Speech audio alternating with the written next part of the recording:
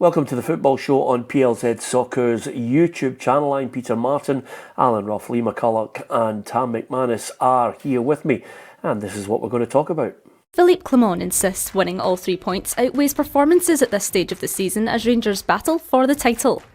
Was it our most sexy game? No. Brendan Rodgers hails 2-goal hero James Forrest as he tips the experienced winger to play a vital role in the run-in for Celtic. Stuart Kettlewell fumes over a laughable red card for Jack Vale and claims Motherwell's players were disrespected by the referee during their defeat to Aberdeen. But I can only tell you my gut feeling, and people will see it different ways. As soon as I seen it, my first reaction was just to start laughing. I couldn't believe that it was given as a red card. David Martindale claims the surprise win over Ross County doesn't change anything for Livingston after a season of failure. You can't really pat yourself on the back for failure, really, because it's over the course of 38 games. Who's right? There you are. As ever, Tam has been in the show for about 3 or 4 years, Ruffy. Like yourself, he doesn't grasp when the menu finishes. He's got to shut up and stop talking to people. That was my fault as well. Sorry, Peter. No, it's Bonzo. It's Bonzo. He just doesn't get it. It was his fault. Anyway, you're absolutely right. Anyway, good to have you guys with us. Of course, lots to talk about, lots to look back over the weekend because the twists and turns continue, but certainly not great football to talk about, I have to tell you. We'll get your thoughts on that, lads, and you can give us your thoughts on matters top and bottom of the Scottish Premiership. Don't forget, hit that subscribe button and join the football family. And if you download the PLZ Soccer app as well, you'll get all the latest breaking news at your fingertips. PFA nominees, of course, the big gala dinner is on Sunday, Ruffy, at the Hilton in Glasgow. Really looking forward to it. Player of the Year nominees: Jack Butland, James Tavernier, Lawrence Shanklin and Matt O'Reilly, Player of the Year nominees. What do you make of that, Ruffy? Yeah, I wouldn't disagree with that. I think I had 3 out of the 4. I do think that it's Shanklin's to lose. I think he's had a good season. Went off the boil. No, I don't mean off the boil. He's not scoring as prolific as what he was, but his lead up stuff's quite good. So I've actually tipped him for the double. I think he won't win the double, but Butland being in there, really impressed with his season as well. You mean the double as in winning the football writers as well, right? Okay. Can you give me a 1, 2, 3, 4? If we were doing it in order of Shanklin, probably go Butland, Tavernier, and O'Reilly. Yeah. Okay. Lee? I wouldn't be too far away for that. I think Shanks has had a tremendous season. I think Butland has. I think Matt O'Reilly started the season as by far the best player in the league, and he just dipped slightly. And the Rangers captain is over 20 plus goals, a right back. I just see it being Shanklin winning it, Jack Butland probably second for me, James Tavernier third and Matt O'Reilly fourth. So I'm going the same as Ruffy. I kind of see it that way. I thought maybe Tavernier would just pip O'Reilly. Yeah, I think Matt O'Reilly, the first half of the season, would have been probably player of the year. I think he's went off the boil. I don't think he did a great game yesterday either against Dundee. I think Shanklin's a certainty. I think he's got to win it. And when was the last time a player out with the old firm won the PFA and the sports writers? Yeah. That's a good question. Oh, that's a great question. Because I think Ruffy could be on it. I think Ruffy's right. I think he could win both. It's a great shout, actually. It's got. I reckon I could go back. I reckon we might. Levine, maybe. I think we might be on an Aberdeen player. Aberdeen. It could be something like that. I'll find out before the end of the show. Usually, if it was Lee, Faddy didn't win it, did he? no, he wouldn't have won both. No. If it was Lee and myself who were coming up with a question, we'd have the answer now, and then we could move on. We could move on to a different topic. But with you two dimwits, it's usually Throw it out to the come viewers. up with something. And yeah, absolutely. Before we get you the answer before the end of the show. Let's see if you know Tam's question. It is a good question, Tam, that you put towards us here. The last player out with Celtic and Rangers to actually win the Player of the Year for the PFA and the Football Writers Player of the Year. Good question. Oh, he's got to win the double. Yeah. No, he never won the double one, I'm thinking of. Right, okay. Young player. Ruffy, David Watson, Lennon Miller, Lyle Cameron and Ross McCausland. Who gets it for you? Tougher one, this one, isn't it? Yeah, I think this is a really, really tough one. I think the wee boy McCausland's been really good since he came in for Rangers when he plays. I actually met the boy for Kilmarnock. He's a member of our golf club. Nice big boy. Watson? Yeah. And Who was he with when you met him? Just out of curiosity, where are you going with this, Ruffy? that I don't, no bias because he's a member of our golf. Yeah. But I'd probably give it to him. Watson. Okay.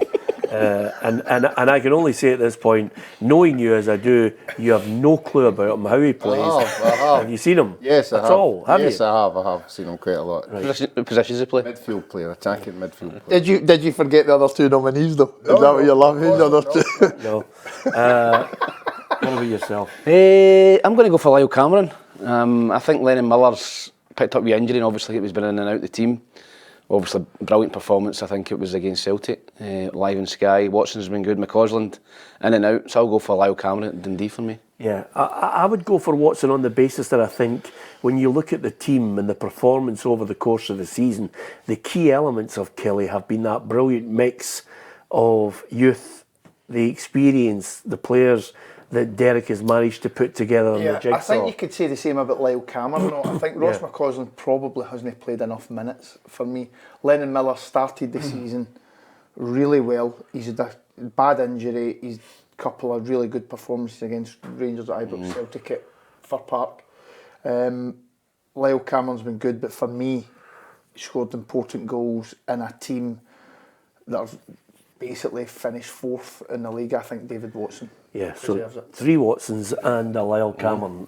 Mark O'Hara not got a mention this year, no? No, absolutely not. Ruffy's. I had him last year as a winner. 27? Mark O'Hara, no disrespect to Mark O'Hara, but Mark O'Hara, by the time you eventually get it right, he'll be winning a Lifetime Achievement Award. So, but nevertheless, you can give us your views on Player of the Year, Young Player of the Year. Is it as easy as we suggest for the Player of the Year, and how tough is it for the Young Player of the Year? Or indeed, I mean, we didn't put the nominees together. It's the players who all vote for someone that's been a standout for them. So who do you think? That's the top 4 nominees from the professionals who vote for their fellow professionals. So give us your thoughts on that. Okay, let's have a look at the results over the weekend. In the Scottish Premiership, it was Aberdeen 1, Motherwell 0, Kilmarnock 0, Hearts 0, Livingston 2, Ross County 0, St Johnstone 1, Hibernian 3, St Mirren 1, Rangers 2, and Dundee 1, Celtic 2. So on the Sunday, to put the heat on Celtic, Rangers had to win against St Mirren, and they managed to do that by 2-1. It wasn't pretty, was it? No, it wasn't pretty, but I think you can imagine that with the tension that's going about the stadium. I personally think that Jack Butland made a save just before half-time that kept Rangers in the running. If he hadn't made that save, okay, you don't know how the game's going to pan out. St Mirren would have went 2-1 up. It was an incredible and instinctive save. And I think they owe him a big debt, because if that had went 2 each, I would have thought Celtic would have won the league. So that's why I'm saying he's been a big player this year. It's a strange situation we find ourselves in that, Cyril Dessers scores 20 goals. He's not even in the nominees. I know. Just shows you, doesn't it? Crazy. Andy still gets a little bit of stick. 20 goals. I don't think there's been one penalty in there, obviously. Imagine he took the penalties. Potentially could be in 35 goals. Yeah. It could be. Yeah, absolutely. And I think he gets a hard time. Gets in amongst the goals. Hold up play at times is really good. The minimum for Rangers and Celtic, if you're a striker playing most weeks, it's 20. Get past that 20 goal mark, and he's done that. When Rangers were needing the goal, and this is why I always mention about the mentality of Scottish football, the boy who provides the cross for Desser's goal, do you know who it is? Tavernier. At the weekend? Tavernier. Yes. It's Tavernier. And before the boy can even stop him crossing, he's got the angle and he manages, albeit the St Mirren player slips, but he manages to take out 2-3 St Mirren players with a brilliant ball. All Dessers has to do is just basically find the target.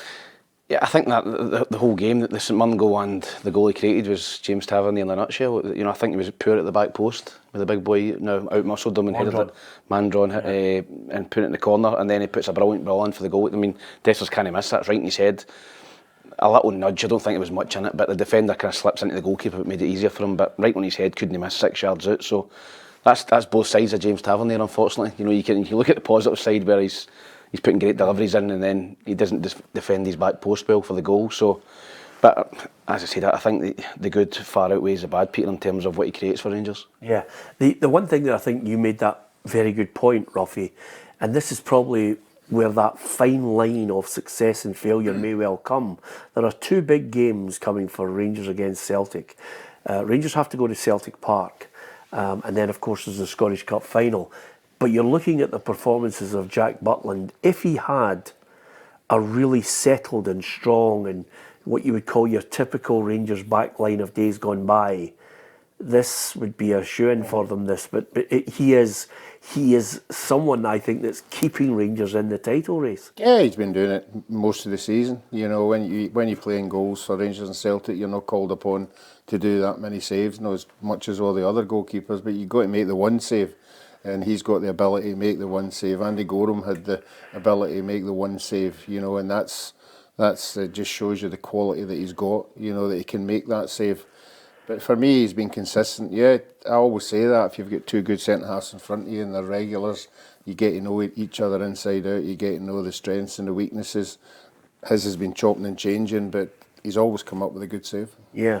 Philippe Clement, the Rangers boss, I think at this point in the season, of course, everybody, the football purists want great football. He wants the points. Did what they have to do, and that's winning games. That's the first thing. Was it our most sexy game? No. But it's also the circumstances. All respect towards St Mirren also. Their aggressivity, their power in the duels. They want these duels every time. Pitch is also smaller, so that creates also more duels. Spell it. Good that Philippe now is just doing what you do, Ruffy. If it sounds like a word, he's just firing it in there. We usually say somebody goes spell it. Yeah, we knew what he meant.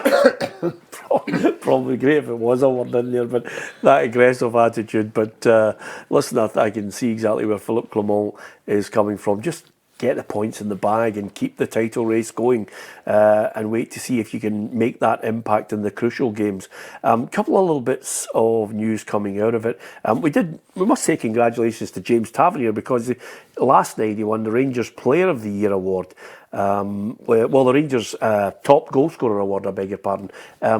So congratulations to him for that. Were you there? Yeah.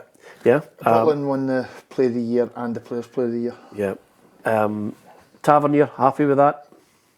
Yes. 133 career goals. Ridiculous. It's outrageous. Right back. It's ridiculous.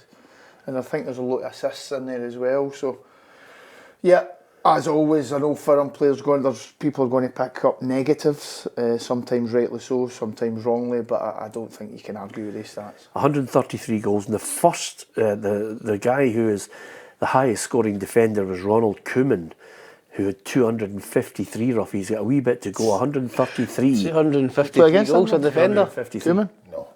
But Koeman, to be fair to him, could hit free kicks as well, Ruffy. Yeah. He could hit the ball from 25 yards out. He was some player. Barcelona, wasn't it? Yeah. His free kick won the 1992 European Cup for Barcelona against Ruffy.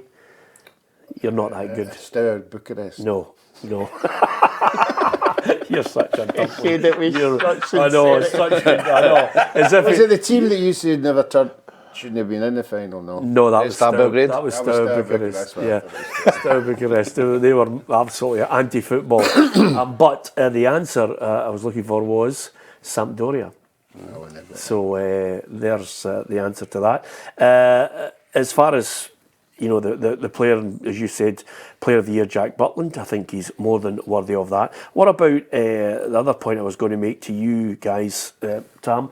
2 players look as if now confirmed on their way. Lundstrom and Barisic, is that a great loss?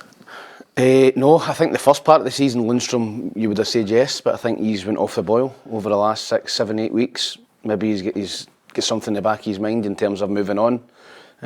He doesn't look as aggressive in the tackle, and he's got something maybe lined up. We're talking about Trabzonspor and Barisic as well. Barisic, I think, has been a good servant for Rangers, but I think you seen yesterday, makes a run, picks a knock up, comes off. Don't think he wants to beat Rangers anymore. He's only playing because they're down to the bare bones. So I don't think either of them are great losses for Rangers. Well, as far as the incentive for the clubs that were playing against Rangers and Celtic, certainly St Mirren have won just one of their last 6 league games, and they don't want the same end to the season that they had last season. Stephen Robinson looking for better performances. But we won't accept that, But previously at the football club, we'd say, oh, well, we're unlucky. We're not unlucky, we should have defended better. And if we want to be a sustainable top 6 club, which I believe we've got the quality to, then we have to be better than that. We have to take our chances, and I'll demand that. The boys know I demand that. It's not just, we got beat by Rangers and it's okay. We want more, we demand more, and I believe we'll get more with the quality that we have. Well, Dundee had an incentive to try and leapfrog St Mirren if they could get the win against Celtic. This one was, again, equally so, a nervy performance that the Celtic fans, I could look behind the stands at St Mirren and you were witnessing, apart from those people who just go to sing and dance, there are the fans who are watching and seeing what's unfolding, and they were looking stressed, the Rangers fans, and behind that goal at Dens Park, equally so were the Celtic fans. Yeah, I think at 2-0 it looked quite comfortable. Although Dundee were throwing everything at it, they weren't really creating anything. And then obviously when the own goal went in, then it started to set in. Every ball that went into the Celtic box was a panic station. There was nobody dominating anything at all, and that's what Dundee kept doing. They just kept flinging balls in, and so I think Celtic were fortunate enough on 2 or 3 occasions. The bounce of the ball never went for Dundee, but at the end of the day, we'll say the same as Rangers. You just want to get out of there a win. But I always think, I know where they're coming from. You would say that, but it means they're not playing well. Yeah. It means they're just not playing at the top notch. You can't look at both of them and say that they're playing so well they're going to run away with this, because they've still got to go to games. And I think we have to give credit to the other 4 teams as well. They're really putting in a shift against them. Yeah. They're not lying down. They're not saying, well, we've done our bit. They're all trying to get points. There's a 32-year-old who looks as fresh as a daisy. James Forrest's first goal was a peach. First goal, what a finish it was. I'm not sure, was it Kyogo? It was a horrific first touch. Yeah, a horrific touch. Forrest's reaction, and he's not really played much this season, has he? And if you look at his CV since he came in at Celtic, the amount he's won, the important goals he scored for country as well. That finish yesterday, probably the goal in the semi-finals, done him his confidence. When he's got confidence, there's arguably not many better when he's on his day. I think he's absolutely top drawer coming in from the left, because he can get onto that right foot and then hit the shot, and he just looks as if he's the only spark in that Celtic team at the moment. Yeah, he's so clever, Peter, and he's a tremendous finisher. I was looking at his goals record yesterday. He's got a great goals record at Celtic, and first one instinctive, second one takes it well as well, and then I think he's the best winger at Celtic I've got at the minute. Wasn't impressed with Kuhn. Astonished he played the full game, Peter. Yeah. I thought he looked powder puff the whole game. I thought Celtic over the whole looked powder puff. I thought Dundee looked physically a stronger team. Put Celtic under pressure. I think the 2 centre-backs in the second half were good for Celtic. Defended strongly, they had to. But like Rangers just before them, Celtic, I put it on Twitter yesterday, in terms of Celtic and Rangers at the same time, I don't think there's ever been 2 poorer teams. Yeah. I think they're poor, Peter. I think both teams are poor. Yep. I was going to agree with you. I saw your Twitter post and I was going to agree with you on it. And then I thought, no, I really don't want the loonies that follow you following me. Brendan Rodgers, this is what I had to say about James Forrest. James Forrest, just a brilliant player. He's one of the remaining fathers of the success this club has had over the last decade or so. There are very few of them left, but he's definitely one of them. That's something he's delivered many, many times for this club. It definitely helps at this stage of the season. I read today, Ruffy, people are thinking outside chance Scotland. No, I think it's too late for that. I think we discussed that at the weekend. We discussed it about the Kilmarnock boy, the winger, you know, who Armstrong, who's yeah. had a good season. Well, but I just don't think at this moment in time Stevie Clark's into out-and-out wingers. You know, I think he's got a set formation he likes to play with the two wide guys, you know, defending as well as going forward. So, no, I think it's just too late for him. He's talking about one of the, you know, obviously the old guard, one of the old guards yesterday, Callum McGregor, really poor again, Peter. I don't know what the issue is, but he looks miles off the pace. I don't think he's fit. I don't think he's fit. He must be carrying an injury. I think he's under pressure the next couple of games to keep, because the boy Awata come on and was excellent. Well, with all, been out for a while injured, hasn't he? yeah, with all due respect, Lee, if you had to look at Callum McGregor's appearances over the last 3 seasons for club and country, I think it's finally catching up on him. it's relentless. He's playing 60, 70 games, it's non-stop. And by the way, I know you're not having a go at him, but for anybody who's at that level, top level, and then they just shade a wee bit, people are going, oh, wait a minute, Callum McGregor, you know, but I think he's struggling to come back to that fitness because, as you know yourself, you're getting to that end of the season where everything's scrutinised. Yeah. Well, his first game back was the Old Firm game, and the many games we had since then, 3 after that. He's been out for a considerable amount of time. Yeah. It doesn't just come back. No. He needs games. Yeah. He needs games, and I guarantee you, with the ability he's got, when it comes to the end of the season, he's going to play with Scotland. He'll be back to normal for me. Yeah, Dundee gave a good account of themselves, and I think Tony Docherty's got that real belief that this European spot is there for the taking. Yeah, somebody just told me the start there. I think it's the most shots on target Celtic have faced all season, which, you know, speaks for itself, that statistic. But listen, again, I'm hugely proud of the players, hugely proud of the level of performance. I think the first half we were a little bit passive in terms of press. You know, I think we let the 2 centre-halves advance a wee bit further than we'd like to. But we addressed that at half-time and we came out in second half, and I thought it was a really dominant display. And those stats speak for themselves. And there is a wee feeling of, you know, that we could have got something from the game. But listen, the overriding feeling and what I've said to the players is nothing changes today in terms of league standings with St Mirren's result. But what does change for me is the belief that the players have got in themselves must go up. Well, he deserves all the credit for getting them into the top 6. If he gets them into Europe, even more plaudits should come his way, Ruffy. I think his toughest job in the summer is player recruitment. Yeah, well, we don't know how many of the loan players are going to go back to their clubs, you know, or how many of them have enjoyed their stay, and if they come into the price bracket of his budget, you know, that. But he certainly has got quite a lot of players on loan, but he's certainly got a player there that I think could get them money, is a wee boy McGowan. I think somebody might be having a look at him. I think his energy levels are excellent. You know, he dominates the park.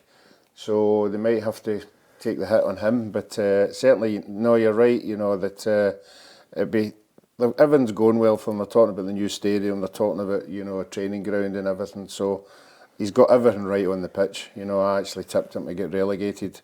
So he's done over the odds with me. Yeah, I like the boy Dodson, left back. I think he's loaned from Burnley. Yeah. I think he's excellent. I think Celtic Rangers will be looking at him. I thought the 2 games I've seen him, both on Rangers and Celtic at the weekend, I thought he's been really, really good. You're talking about for left back? For left back, aye. I still hear, I know I'm going to throw this, I know I'm going to throw this in, and you're going to think I'm completely and utterly insane, but I still hear strong suggestions that Kieran Tierney's coming back. I think he will finish his career at Celtic, and I don't know when it will be, Peter. Whether he's wanting to come back now, probably when he peak his career, I'm not so sure. But I think you will see Kieran Tierney. His heart's at Celtic. He had to go, obviously Arsenal and the money that was on offer. But I think he'll come back at some point and finish his career at Celtic. Yeah. I'm only telling you what I'm hearing, Ruffy. I'm just. I just worry for the boy himself, the amount of injuries he picks up. You know, I think he's obviously one of these players who does pick up unfortunate injuries and puts him out of the game for a wee while. I hope this one that he's got, you know, gets cleared up very, very quickly. But if he had the choice to come back, he would say, yeah. I mean, I don't think the money would be an issue for him at all. Yeah, okay, I just thought I'd throw that in there. You know what it's like, you hear these little murmurs from various sources. Might be nothing, we'll soon find out in the summer. The there's two games that I think were well worthy of attention. One of them was Livingston against Ross County. The other one was St Johnstone against Hibernian. You can always tell. I mean, usually it's quite unusual, but usually if I decide to go to a game, the managers get worried and start firing abuse at me, you know. Because when I went up to Pittodrie to see Livingston against Aberdeen, I mean, who goes up to Pittodrie to see Livingston against Aberdeen? And David Martindale says, "What are you doing here?" You know, as if to say, "Are you on the sack hunt?" And yesterday, the classic line from Craig Levine, "Oh, Boyd, what are you here for?" You know, and I was actually going to say to him, because I like to follow the teams that potentially kick down. And then I thought to myself, he could take me out in one punch. Graham Hogg will tell you that. So I'm not going to have a go at him. But Livingston 2, Ross County 0. I didn't see it coming, Ruffy, did you? No, I thought Ross County, with what's at stake, you know, would have put in a better fight, but the goals they lost were comical. You know, again, I mean, if you can think back to the first goal, the big centre-half boy, the ball bounces, and instead of it bouncing forward, it bounces straight up, you know, and he tries to header it back and makes an absolute pig's ear of it, and Wee Anderson's lively to it and jumps in. I thought it was just a poor performance, and I think Ross County have got to rely on their home games. Did they get 3 at home and 2 away? If they did, that's their only saviour, because I think away from home they're not going to win anything, so they need to take whatever points they're going to get at home. They've got Hibs at home next, I think. Yeah. Ross County. Bruce Anderson said he's going to be leaving in the summer. He's one of a number of players who thinks it's time to go. Yeah, I like him, Peter. Yes, so do I I. think he's been out the team at Livingston. Listen, it's difficult. I've been involved with teams that get relegated and are struggling at the bottom of the league. You're not getting many chances. I think he could still do a job in the Premier League for somebody, you know, down, you know, in the bottom 6. I don't think he's top 6 level, but I think, you know, he could maybe pick something up in the summer at a Ross County, or maybe Dundee United coming up, somebody like that. I think he's a decent player, decent goal scorer. Livingston, stay of execution, Peter. It's only a matter of time. Yeah, I see him as a kind of a Motherwell type player. I was just about to ask you, where do you see him? Do you see him at Hibs, Hearts? No. Probably no. No, but a Dundee United or a Dundee maybe, something like that. Yep, definitely. Motherwell, yes. Yeah. Why not? Yeah, Sorry. I like him. I think he's got a good touch on him as well. And He gets goals and he's a threat in behind. He's got a wee bit of pace and energy as well, which goes a long way. Doesn't yeah, it? absolutely. Livy take on Motherwell at Fir Park. Game's running out. Nice to get a win. And David Martindale, he doesn't kind of fudge things. He's not looking for a big pat in the back after winning that game.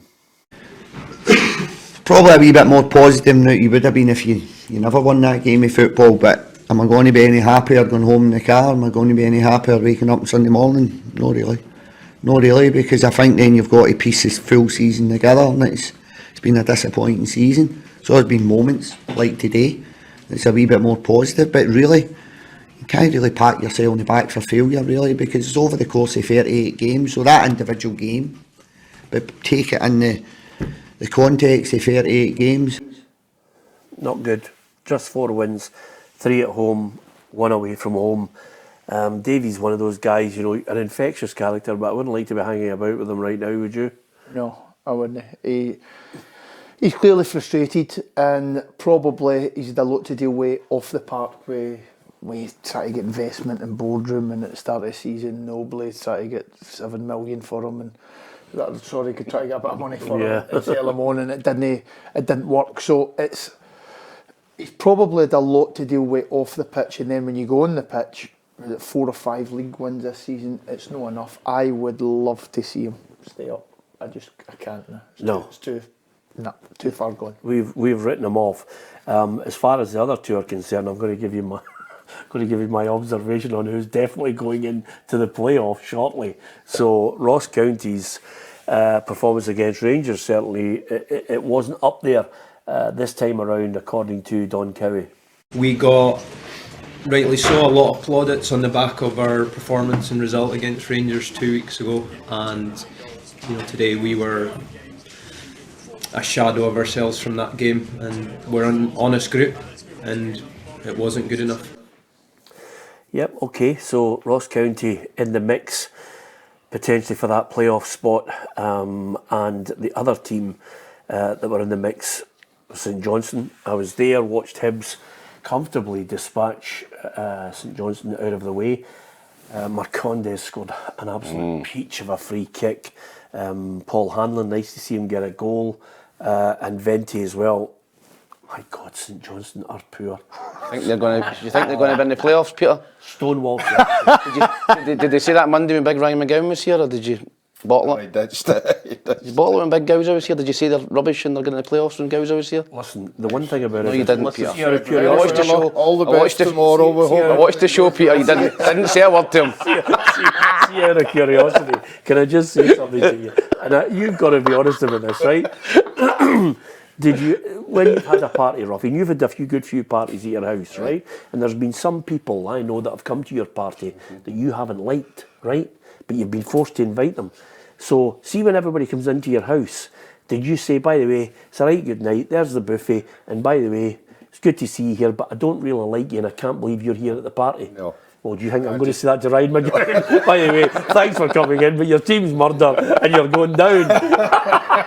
They were terrible. They were terrible. I mean, honestly, it was so painful to watch. You know, they just weren't at the races. And I mean, I tipped them to get relegated. I didn't tip them to be in the playoff. I tipped them to get relegated. But can you see where I'm coming from, thinking if the team that's second in the Championship are playing well, they've got a chance? I'm with you. By the way, I'm with you now on the fact that the last time St Johnstone played Hibs at Easter Road, I was at that game as well. And then they stole it. They stole it. Oh, it was a mugging, you know. So See, the only right thing with that, though, that'll counter is the amount of games that they're going to need to play. They're going to need to win the playoffs, get through to the playoff final, and then go and play that team. They've got to play so many games in a short period of time. yeah. Yeah, but if it's not the third and fourth, if it's the second place, if it's Wraith Rovers, Aye. But they're still playing double the amount of games, aren't they? well, two, if you're second. Yeah, I'm veering towards you, Ruffy, on this one. I genuinely think because of the standard, and by the way, worryingly, this is what Craig Levein had to say about his team's performance at the end of the game. There's a number of things that irritate me, but the one that irritates me the most is people not doing a shift and working.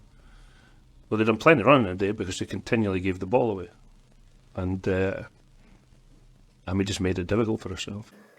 I watched a manager that we Try to keep calm now. Well, yeah, absolutely. Absolutely. Do you know what he is for me?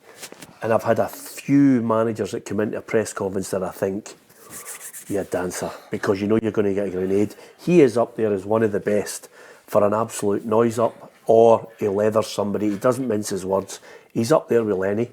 Lenny in a press conference is magnificent. And then, of course, you could get the cold stare off Walter. Strachan and O'Neill were up there, and of course Jim Duffy, who was good in the press conference. Jim Duffy was good in the press conference. So there's my top six. Nutcase. But he was trying as hard as possible not to slaughter that side for that performance, Ruffy. Well, I think you've got to, as a manager, you've got to you're going to see the team back in the training on the Monday morning. You know, you've got to keep everybody on board. It's not the end of the world yet. There's still big games to come up. So he's got to keep everybody on side. You know, I heard them talking after the game that from Monday to Friday it's great, training's brilliant, everybody's buzzing and that, but obviously when the Saturday comes, it's just not happening. Yeah, if they were to go down, one of the players that I think is well worth, I like watching him, was the boy Carey. Yeah, he's always been a good player, Peter. Down south, went to a few clubs down the road, and was at St Mirren up here, Ross County. Good player, great left foot, Peter. I think you're right, Sunday would pick him up. Yep. But I'm not surprised Hibs went and won. You know, it's too little, too late. But you know, they had to beat St Johnstone a couple of weeks ago at home, and they would have been in the top six, and they couldn't do it. The pressure's off, and I'm telling you right now, I think Hibs will win every game in the bottom six. Yeah. Hibs will win every game in the bottom six. Because there's no pressure on them, Peter. And if they don't? No, I don't think if they don't. I mean, the boys are here. No. I think Montgomery will be there, Monty will be there, whatever happens. But I think Hibs. Monty now. It's the Mont dog. He'll still be there. The Mont dog. He'll still be there. There's a place in Edinburgh. There's a wee place that's got Michelin star food and everything. It's called Bonnie Wild, I think it is. It's like this whole little thoroughfare where they've got lots of different styles of food. And if Hibs don't win all the games to end the season, it would be great for the boys with a wee night out. To get a treat, a in few Edinburgh, beers. a wee treat. Apparently they've got burgers to die for, the whole shebang. My favourite. Oh, just about surely something.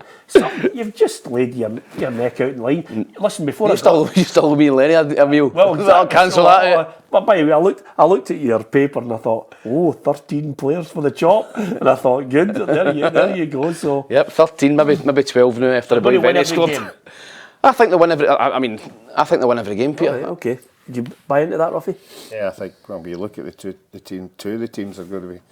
They've already played one of them. Look at Ross County, the other one, Livingston. So okay, might not be. Can't see it. I think they'll drop points. Aberdeen 1, Motherwell 0. Let's cut to the chase. Start with the red card. Let's get the red card out of the way. Oh my God! Was there a red card? No, I think the referees panicked. I haven't watching it again. It's the way even the referees ran over. Right away you're going, oh no, he's going to get a red card here, and for me it was anything but a red card. So you can see Kettlewell's frustration, the Motherwell players' frustrations, but yet again Aberdeen under Peter leaving getting the points. It's a massive result for Aberdeen, but I feel for the Motherwell fans, manager and the players, because it wasn't good. That wasn't good. Yeah, the players were not happy with the referee Craig Napier, and no surprise, Stuart Kettlewell wasn't. I think we've all seen the referee's reaction. We've actually had the same reaction from him for a penalty awarded against us, where they take no time whatsoever to stop and think and have a wee moment to themselves, maybe communicate with the assistants just to say, are we actually seeing the right thing here? And at such time that he brandishes the red card, we all know at that point that VAR's not going to turn it over. We all know that that's how that's going to be. But I can only tell you my gut feeling, and people will see it different ways. As soon as I seen it, my first reaction was just to start laughing. I couldn't believe that it was given as a red card. Neither can the players. I've spoken to some of the guys, the Aberdeen officials, people that have been about the game for a long time, and there is a smirk in their face almost that they've got a big decision going in their favour again today that helps them obviously in the game. Well, the Motherwell players actually branded the referee Craig Napier arrogant and disrespectful to them, maybe in the way that he went about his business. Sometimes referees are guilty of that kind of school teacher, talking to rather than with. I think they're probably now, Peter. I don't think when Ruffy, when I played, when Jig played, it was Hugh Dallas, well, young guys like that. You could have a, but they would never be aloof and speak down to you. And I think the current crop, Jig will know better than us. He's been involved in the coaching and all that. Jig, do you think that the newer batch of referees and officials you can't really have a banter with them? I think there's a distance there where some of the names you mentioned before, you could speak to them. You could speak to them on the pitch. You could even have a wee bit of banter with them, to and fro. And just from my experience of been in and about the coaching, it's very difficult to engage and try to get into a conversation with them. I think the problem is that they're younger now. They've not got the same experience that the Willie Youngs have got. Aye. The thing, so they're coming up through the levels. Fast track. They know they're getting supervised. They know that they've got to get everything spot on. And as you keep saying, we've not got any referees at the Euros. Yeah. So it shows you how far away we are. But is it harsh? No, I'm not talking in the Motherwell decision. Is it harsh because they're part-time? Yeah. It makes it more difficult for them, isn't it? Compared to everywhere else, really, that's full-time. Yeah. Do you think that's where the gap has gone? I think it's a big factor in it. We used to have a lot of referees, though, Lee, that were consistently involved. We used to have a good 3 or 4 in the batch that you were always looking and they were And away. I'm not just making excuses, but I think that's quite a big thing. Yeah, well, it'll be an interesting one. There's more money, and the fact that it's your only source of income and it's your job, and you have to actually work at it harder. I just consistently look at what we are witnessing week in, week out in Scotland, down south as well, across European football. I mean, I read the last couple of days that Sweden are not having VAR. They're just not going to. Did they have it before, or they're just decided not? They're not voted it out now, isn't it? Yeah, they've voted it out completely. So you're in a situation where you're saying to yourself, I don't think it's going to get voted out. I just would like to limit what you use VAR for. I think we've got to limit it, and then we've got to put a time limit on it as well. And you've also got to stop the VAR official refereeing the game as well, Ruffy. I want to know what is said between the VAR official and the referee so that we can all hear it. And the other thing about it, it's got to be the only situation we're finding ourselves in where this is an entertainment with fans who come to a game and are kept in the dark as to why a decision has been made. Communication to the stands is one of the most important things for me. When you go to the games and there's a VAR check, so you don't actually know what it's for. I think clear communication to the fans, and then handball rule, offside rule, something needs to change. Yeah. Does that hinder the Swedish clubs get playing in Europe if they don't have VAR? I don't know how it hinders them. They just have to go into a game with VAR when they're playing in European football. Simple as that. You know, the difference is if you're offside in Sweden, you might get away with it. Yeah. You know what I mean? So interesting to see what develops. I hope there are changes in the summer, and I certainly hope Arsene Wenger's suggestion comes into play where there's clear daylight between the defender and the attacker with regards to offside as well. But I'd like to see them limit the use of VAR, and of course we've got to stop re-refereeing the games. Aberdeen, I don't think there's... I mean, if anything, Peter leaving, as Lee pointed out, is doing a great job as a caretaker, gets another win. I think, you know, he's hoping to be involved in the coaching staff. Jimmy Tillene will have been looking at the players and analysing them. Junior Hoylett, certainly, is an experienced player. He fancies himself getting a wee sniff at another deal at Pittodrie. He's done well, Peter. He's got great delivery. He was excellent in the semi-final last week.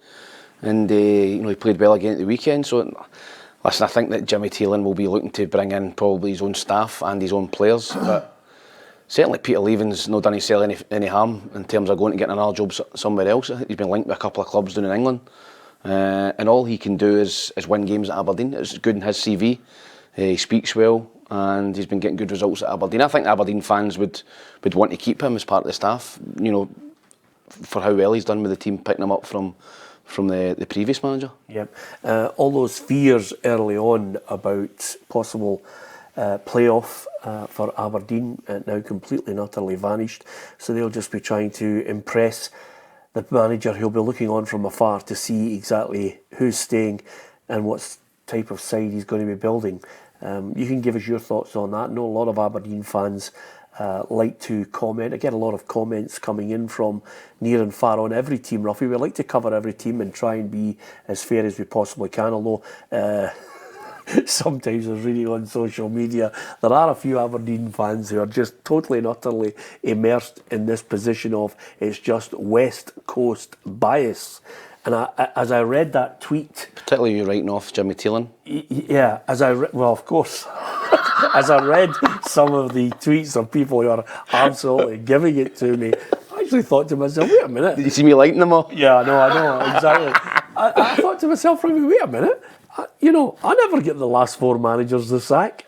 Yeah, I mean, I don't think the Aberdeen supporters can complain with anybody if they've had a view on how their seasons went. I think I don't think the West Coast media got Aberdeen's managers the sack. I think if the Aberdeen supporters are honest enough, they've had a horrendous season. It's been a wee bit better now. You know, the performance they put up in the Cup there and the wins they've been getting. But on a whole, Aberdeen should be up there.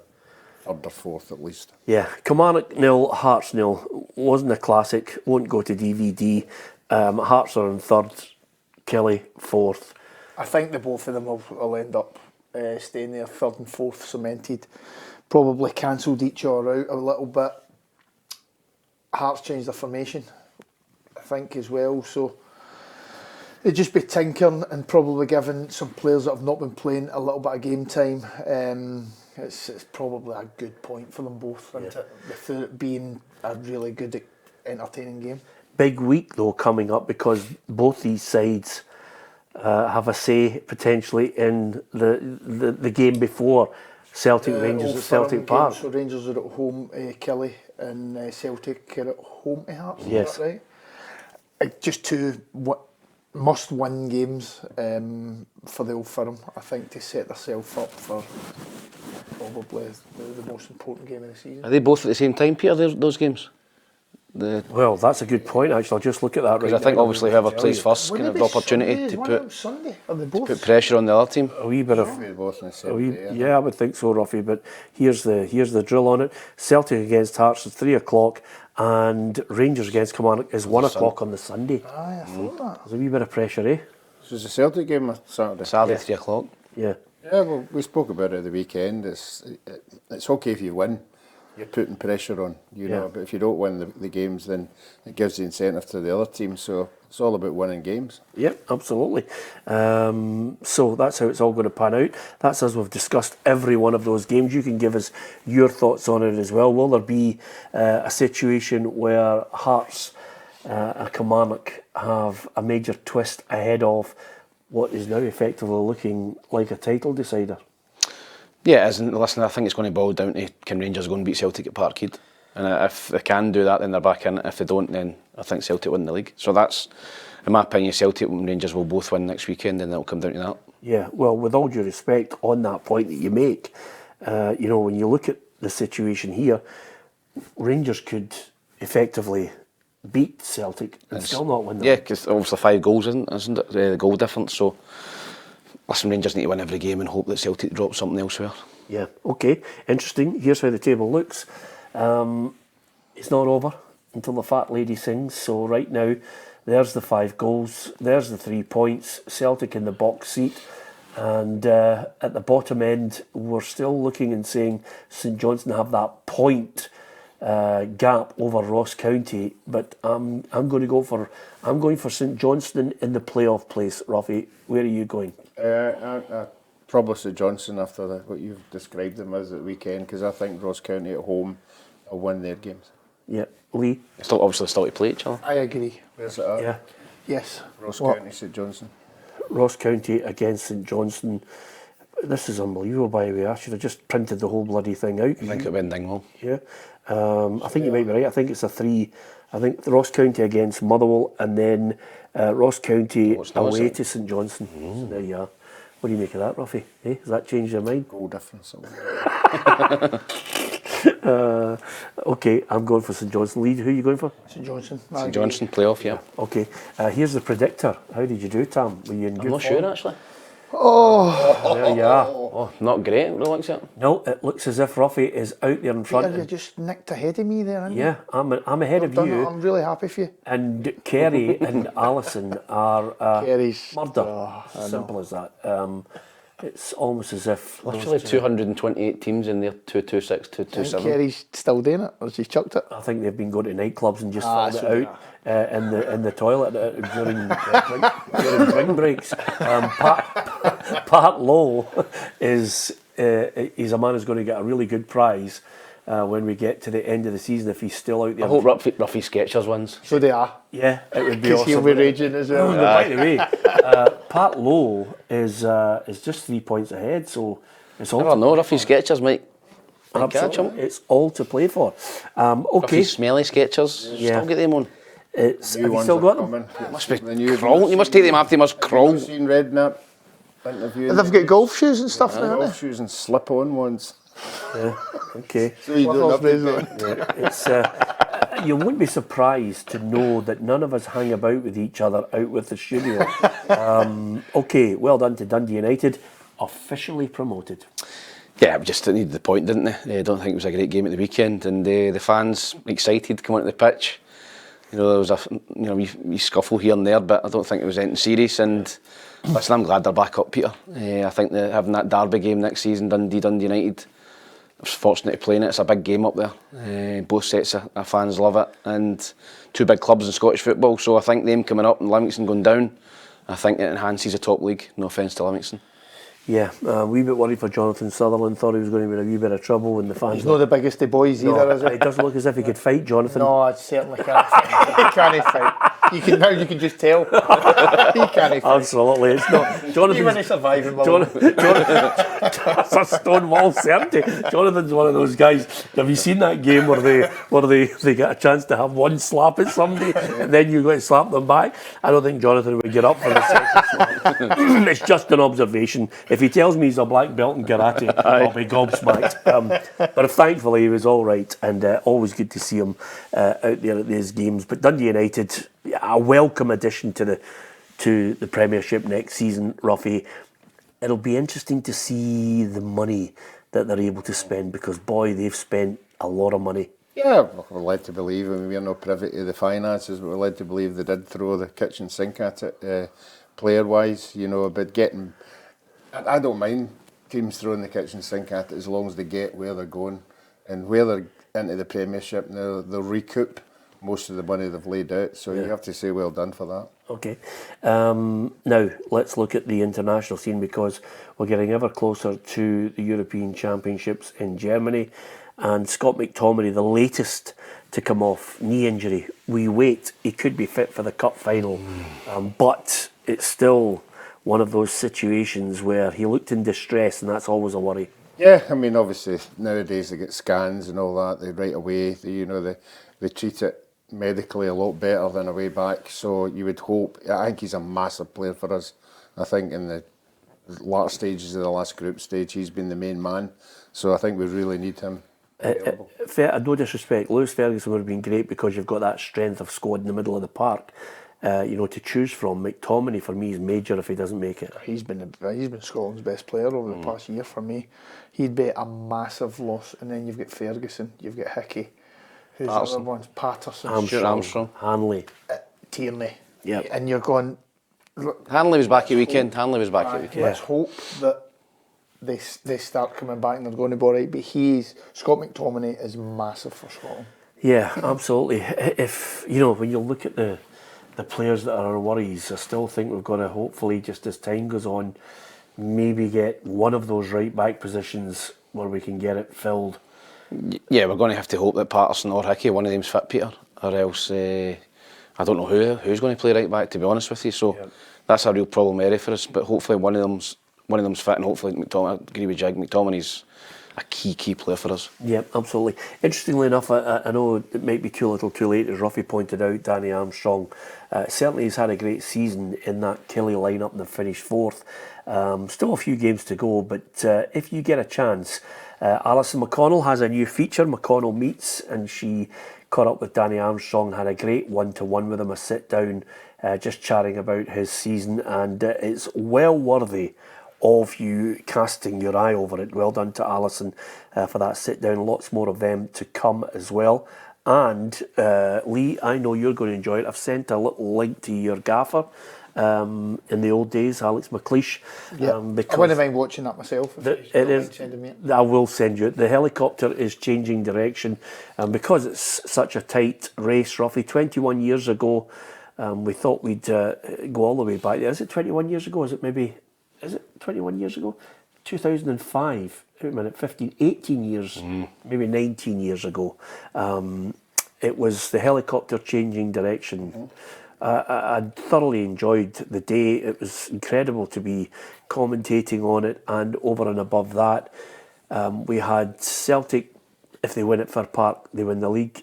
But if they lost and Rangers won at Easter Road, then suddenly the title would be going to Rangers, and that's how it panned out.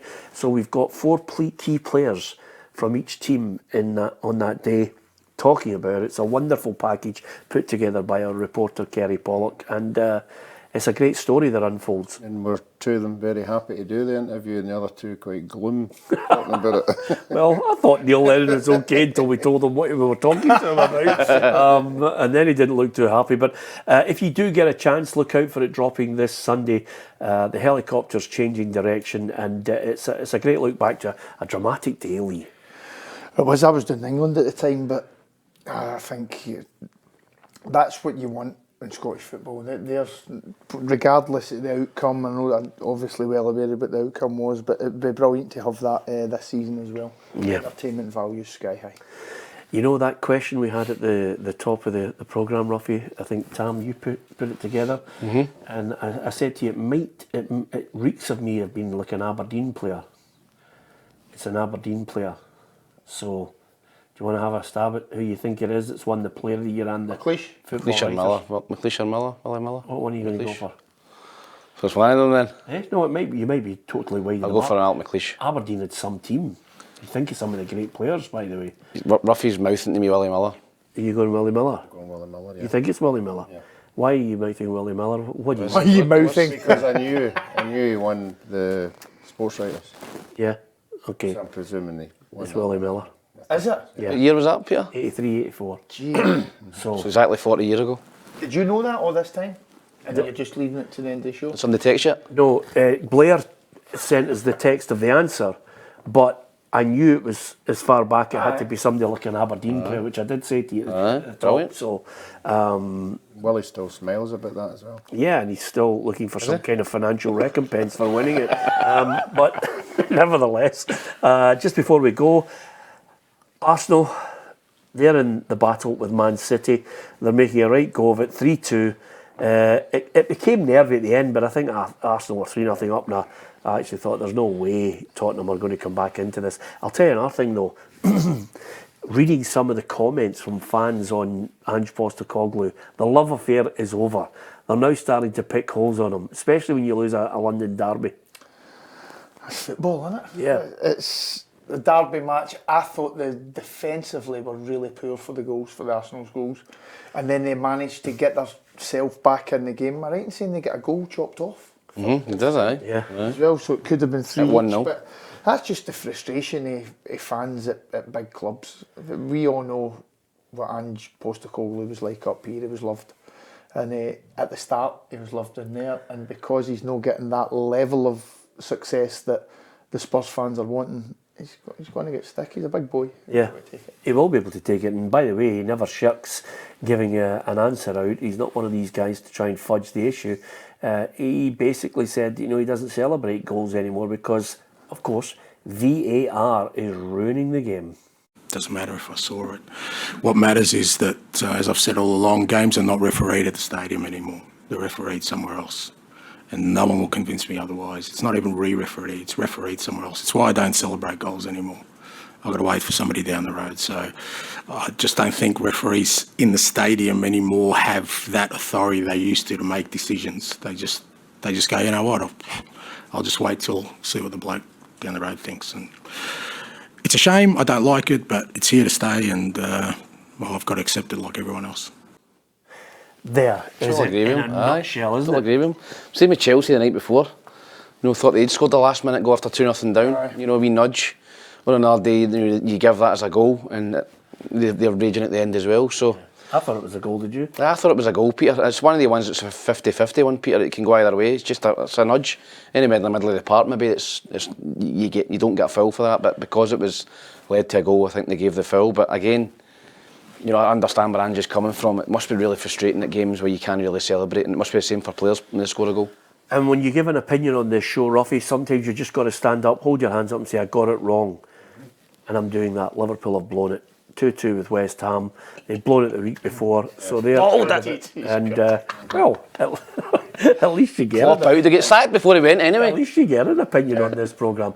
Some people stick with it throughout the season. Some people change one week to the next. Big Montmeister wasn't the Montmeister 6 months ago for Bonzo here. So Salah and Jurgen Klopp arguing at the end. I didn't like that. Yeah, well, it doesn't happen all the time. But sometimes you've got the main man, falling out with the manager. It's not a good sign. You want a happy dressing room, and obviously the results aren't going their way. So there are people, going to throw their tuppence with them. Yeah. Mo Salah said to the media, if he spoke now, there would be fire. That's when the game's a bogey. That's when I looked at it and I thought to myself, okay, Mo, let's see which Saudi Arabian club you're going to. Yes, they both won't be there, obviously, next season. But two amazing servants for the club down in history, and it's just a wee bit sad to see right at the end of when they're both going to leave, they're arguing. Yeah, absolutely. Arsenal still just out in front. City have a game in hand. Ruffy, sticking with City? Yep, most definitely, yep. Lee? City. Stick on, win every game. Yeah, Whenever okay. you can. There you have it. You've got the opinions here. I do hope you've enjoyed the show today. Don't forget to hit the subscribe button and join the football family on PLZ Soccer's YouTube channel. Thank you so much for the support for our news features, for our little mini documentaries and all the content, the variety of it that's coming up all the way through to the summer and the Euros as well. If you stick with PLZ Soccer on a daily basis, you'll get lots of live features and pundits out at games and our reporters working hard, getting one-to-one interviews. We've got the Women's Football Show, we've got Straight Talk coming back this week, we've got some great interviews coming up. Also, we have the Journal Show, which is proving to be really popular. So, all the breaking news at your fingertips. Download the PLZ Soccer app. Thanks to Ruffy, to Tam and to Lee McCulloch for joining us. Thanks to you for listening and watching.